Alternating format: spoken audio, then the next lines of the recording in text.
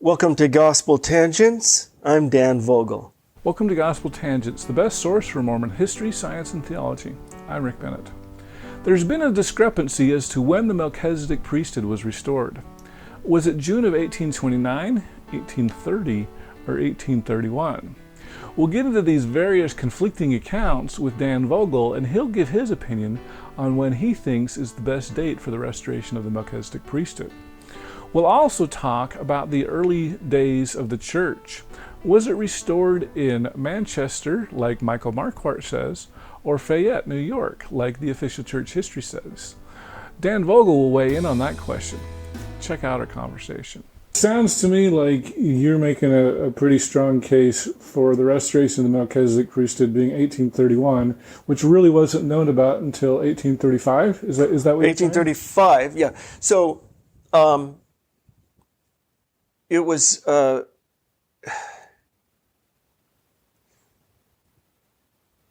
the June 1831 conference, or say Alma, chapter 13, talks about the high priesthood and associates the high priesthood with Melchizedek. So in June 1831, it's the high priesthood that is given to elders. And for a time, it was elders with more authority. It wasn't a separate office at first. It takes several months before it becomes the high priest office. But it was elders that had the high priesthood.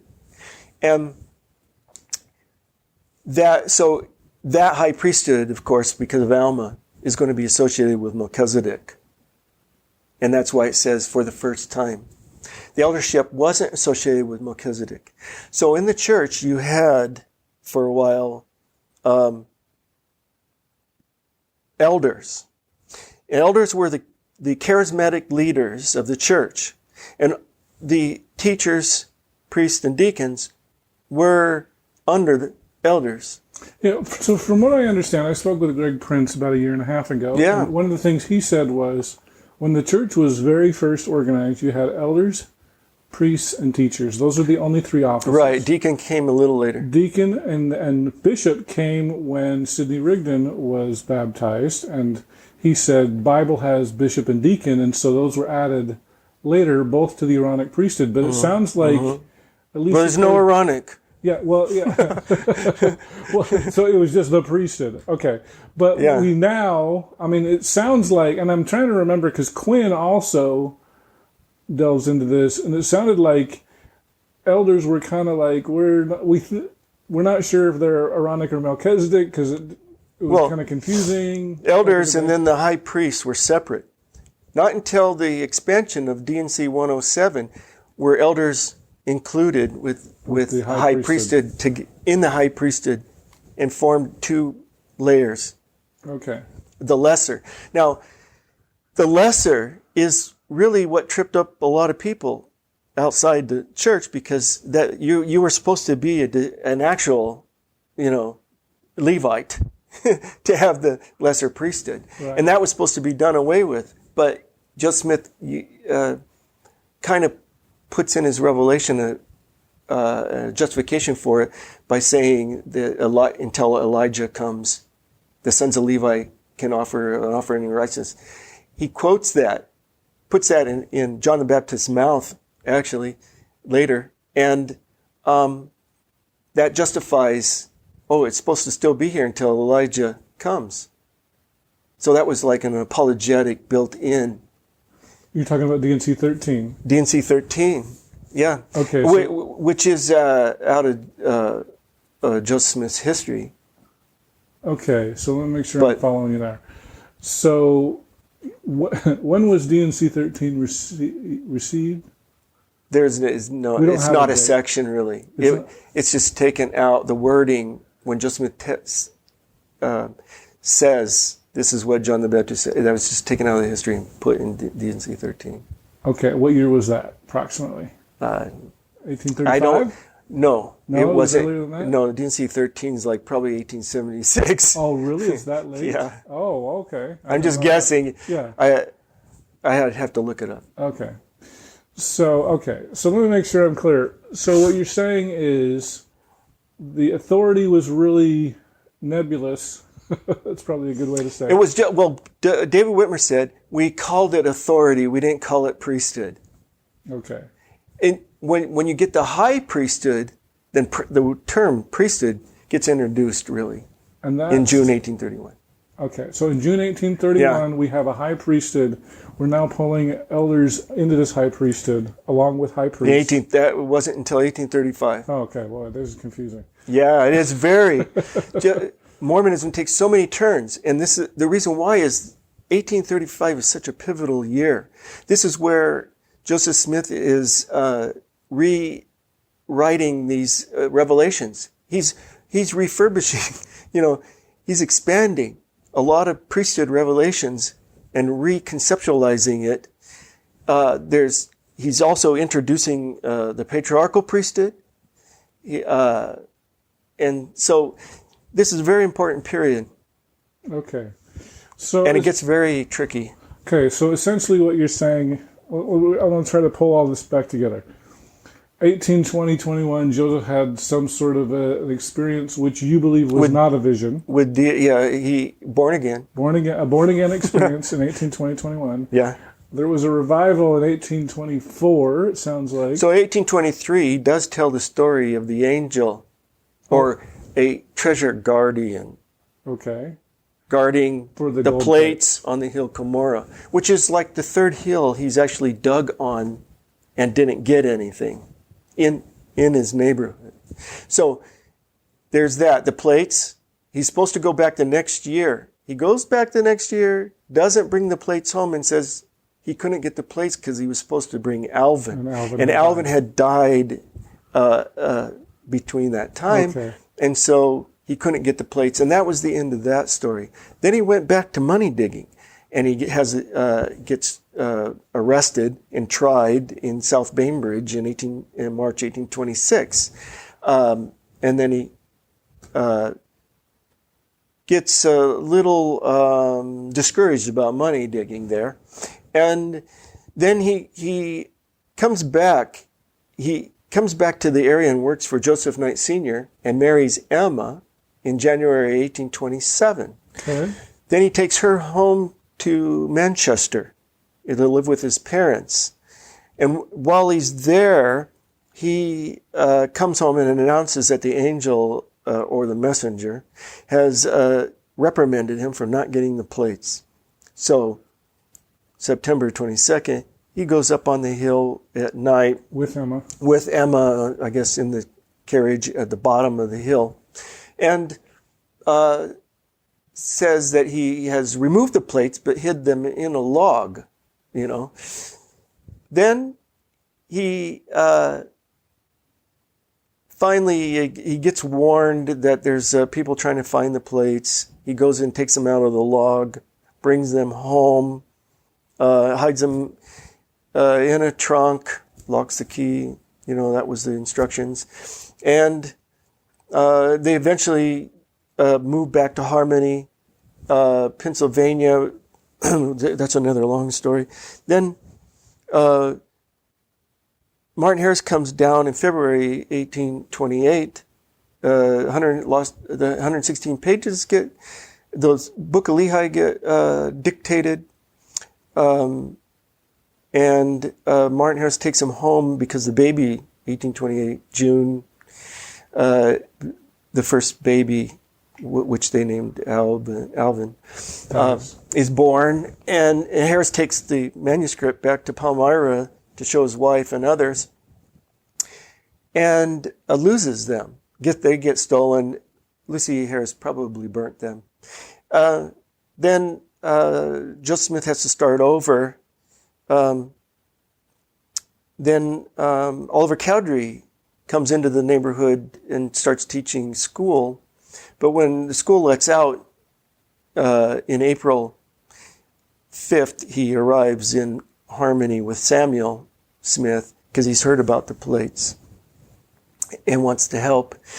And they go down there. And so in April, 1829. Okay. And then they start dictating the Book of Mormon, beginning with Mosiah. They can just continue to the end from Mosiah. Mosiah like 2 or 3, I think. It was early in the book, wasn't it? Or 4, maybe? Do you remember? No, it's what we have. So Mosiah... Mosiah 1? Yeah. Mosiah begins abruptly. Yeah. You can tell when you read Mosiah, the first part is missing because there's no superscript like on all the other books. Okay. And it begins abruptly because the words of Mormon, that bridge, the words of Mormon, about 13 verses at the end of that words of Mormon tries to catch the reader up to why the book of Mosiah begins abruptly, which is really strange from as if you tried to reconstruct that from Mormon's point of view, if he was a real person, how he would know exactly what part in Mosiah would be missing becomes a problem. But which is really hairy when you really try to work out. Well, I know the bridge. Don Bradley's got a book on the Lost Book of Lehi, so I'm looking forward to that. I haven't seen it, but he says it's 116 pages. Okay, well, that's another story. Nobody knows how long the manuscript really was. Right. 116 is where the Joseph Smith's replacement text ends. So I think that's where he got the number. So he goes. He dictates. So April is when they start. April 5th is when Culver Cowdery arrived, and Okay. April 7th is when they began. Okay. So they began on April 7th, and they worked until probably about the end of May. Nobody knows exactly when David Whitmer came and picked them up. Well, in between though, because didn't they come across a scripture about the waters of Mormon and said, well, should we be baptized? And so that's when the angel came? No, Culver Cowdery said that when they were, when Joseph Smith was dictating 3rd Nephi. Oh, so they'd already gotten to 3rd Nephi. Yeah, after they had dictated that part, it dawned on them that they needed baptism, and they went to pray about it, about this baptism, because it's now the New Testament period in the Book of Mormon, and Jesus is giving the authority verbally, to Nephi and the other 12 disciples to baptize, the Nephites. So that coincides with that period of time, and you can divide up how fast they were going. And so, that would be May 15th. So then about the end of May, beginning of June, is they were probably at the end of the Book of Mormon, and we're thinking about how do they replace the beginning? What do they do? Do they retranslate it again? Or, the answer actually comes and tells them to not do the same over again because the enemies would alter the text, which is not possible. But Mark Hoffman could have done it. And well, the handwriting would be different. It's all handwritten. But May is the date that the Book of Commandments gives to D&C 10, which is the instruction to do the small plates. Okay. Instead of doing the large plates over again. Mormon's abridgment go to the Nephi's original record, which happened to include a summary of the Lost Book of Lehi in the beginning of his record. But so then they go to Fayette, and they start at the beginning, 1st Nephi, and go up to the Omni and the Words of Mormon in the month of June. So 1829. 1829. Okay. Then during June is when supposedly Joseph Smith receives the revelation, the voice of the Lord in the chamber of Peter Whitmer's home. and they ordain each other elders. The history of the church says they delayed doing it until the church was organized, but David Whitmer says it was done then, and this is what partially confused him about where the organization of the church took place. Oh yeah, because we talked with Michael in Fayette or Manchester. Right. So David Whitmer always talks, there was a bunch of elders already and stuff like that. And David Whitmer is actually thinking of the June 1830, the first conference of the church. He thinks that's the organization in his memory. But that's why he gets it all messed up. So you're saying that, we can't really trust David Whitmer's memory? No, well, it's as faulty as anyone else's memory after so many years. Yeah. He isn't trying to pull a fast one. No, I understand, yeah. So, I believe that he was confused about where the church was organized because he's confusing the church organization with the first church conference in June 1830. Which was in where? Fayette, okay. in his father's house. Right. So he's confusing it with the year before. So you're with Michael Marquardt and saying it's in Manchester. It's in Manchester. The history of the church is the people who compiled it were confused too, because when they first wrote it down, they put the first conference as the organization of the church, and they had to cross it all out and write another version and then come back and repeat it when they got to the June 1830 conference in Fayette. So they thought the first conference was the organization of the church. Now, the church says there were 6 people or 6 members of the church. Mm-hmm. It's only saying there were 6 baptisms before that. In the narrative, up to that point, there were 6 baptisms. There could have been more. So it's only saying that there were 6 baptisms. It doesn't mean that they were all there around the table and Joseph Smith formally organizing it. Doesn't mean that at all. So there were probably more than 6 people there on No. Joseph Knight Sr. was there. Oliver Cowdery, Joseph Smith. It was formally organized with 6 members in it. You know what I mean? Not there. Because Joseph Knight Sr. is there. He hasn't been baptized yet. Okay.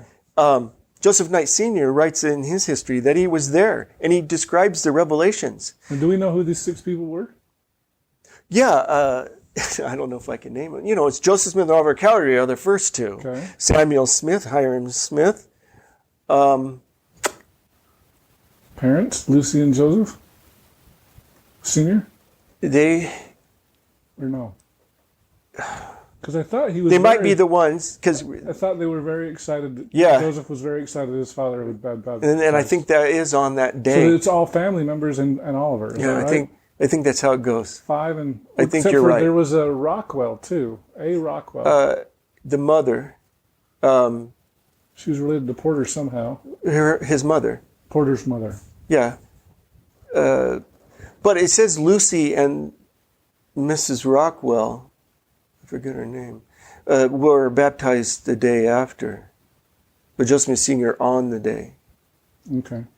But there were baptisms, which is one of Mike Marquardt's arguments, that they didn't rush back to have these baptisms in Manchester. Because the people were there, saw these baptisms on that day. So it could have been Lucy, and I think maybe the rough draft was mistaken about the day. Okay, well that's interesting. So there were baptisms on April 6th, and there's revelations that date Manchester April 6th. Some people try to question that as a mistake, but I don't think they're successful in arguing that. Why do you think, because it seems like the church with the Joseph Smith papers has continued on with April 6th in Fayette,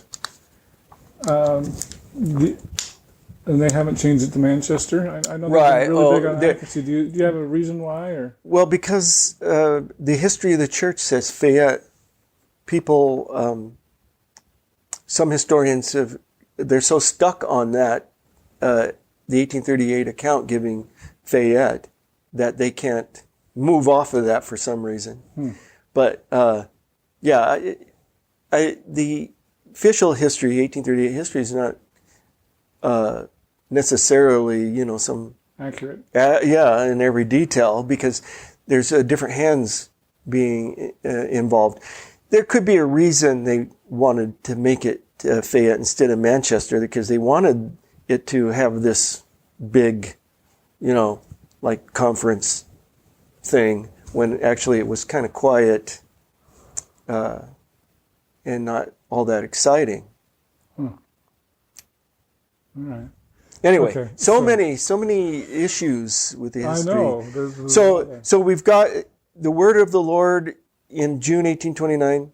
Then Joseph Smith, the church is organized on April 6th in Manchester. Right. As Mike Marquardt and others, a lot of people I know argue because there's too much evidence. Well, there's some Community of Christ people that believe it's Manchester too, right? Yeah, I believe they do. They're less. The Community of Christ are less tied to the official history. I have to tell you, I was really surprised when I posted that interview with Michael, how much pushback I got on that, especially from faithful Mormons, because I didn't think it was a big deal. Like, oh, you got the place wrong, big deal. But some people were like, no, that's a bad source. You can't trust Michael. And I was just like, no. Mike McKay wrote a little book, right? Michael McKay. Okay. Wrote a little book on where the church was organized, and he has a theory in there to try to get around the documentary evidence. Okay. The revelations primarily, because there's revelations given in Manchester on April 6th, and there's like 3, and they're dated that way in the manuscripts and Book of Commandments, but there's a little loophole they try to exploit that I don't think they're successful. I plan on doing a video on it eventually. But they have some good points to make about why Mike Marquardt gave reasons that might not pan out, but still the documentary evidence is pretty strong for Manchester, especially for the baptisms being there, Joseph Knight Sr. being there. Sorry for the phone. I forgot to unplug that one.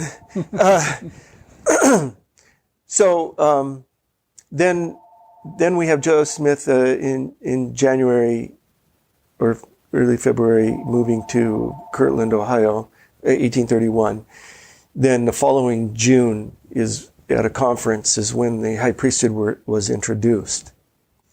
So then we have that. Then 1835 is when he expands the revelations and adds angelic ordinations. So the angelic ordinations are first introduced, and think about it. The Articles and Covenants do not mention angelic ordinations. That would have been the time to mention it if you were ever going to mention it at all. Now remind me about the Articles and Covenants. That was a precursor to the Doctrine and Covenants, right? That was D&C 20. The Articles and Covenants was just D&C 20? That's all it was? That becomes D&C 20. So the whole Articles and Covenants is just D&C 20? Yeah. Oh. They call it the Articles and Covenants because it contains the outlines of what we believe. So the preamble to it goes through Joseph Smith's story, the angel and the plates, and it touched on the first vision, whatever it was. He received a remission of sins. Mm-hmm. The angel comes later. The plates, the translation, things that they believe. Then elders do this, priests do this, teachers do this, Mm-hmm. So it's kind of a little mini handbook of instructions, I've heard it called. Yeah, well, that, or, the manual of discipline, kind of a thing. So it's the authority by which the church functions. And why doesn't it mention angelic ordinations? If this is the authority we have, and they're naming the authority on which the church is founded, doesn't mention anything about angels coming. And why did they have to be all added later? Joseph Smith inserts them into Revelations when he publishes the Doctrine and Covenants in 1835. So that changed the whole view. I mean, David Whitmer, who's the president of the Missouri Church, and William E. McLellin, who was an apostle himself, they said they heard nothing about angelic ordinations until 1834 or 5, which is the time when the documents show that the story came out. So why the angelic ordinations at the time? So my take on that is that it's harder to challenge Joseph Smith and Oliver Cowdery when they say that the angels that ordained them, and they ordained others. So there's a chain of ordinations. It's harder to break that chain and say, oh, I'm getting my own revelations over here. I'm going to break off, say Bishop Edward Partridge. Or Hiram Page, maybe? Well, at that period, there was no angelic ordinations or authority. The authority came through the stone. Right. And Hiram Page had a stone. Right. Which was Joseph Smith's way to handle that was, it's from Satan, and they destroyed the stone in the Revelations. So Hiram Page would have been a usurper to Joseph Smith's position. At first, Joseph Smith was an elder just like all the other elders. He was the first elder, Oliver Cowdery the second. There was a third, fourth, fifth, whatever. It wasn't all that special, only that they were following Joseph Smith's revelations. But other people got revelations too. And they didn't have this view that that current Mormons have, that Joseph Smith's revelations have been put into a book and they have become part of a canon. They are the authority and the standard by which everyone's measured by. That didn't exist.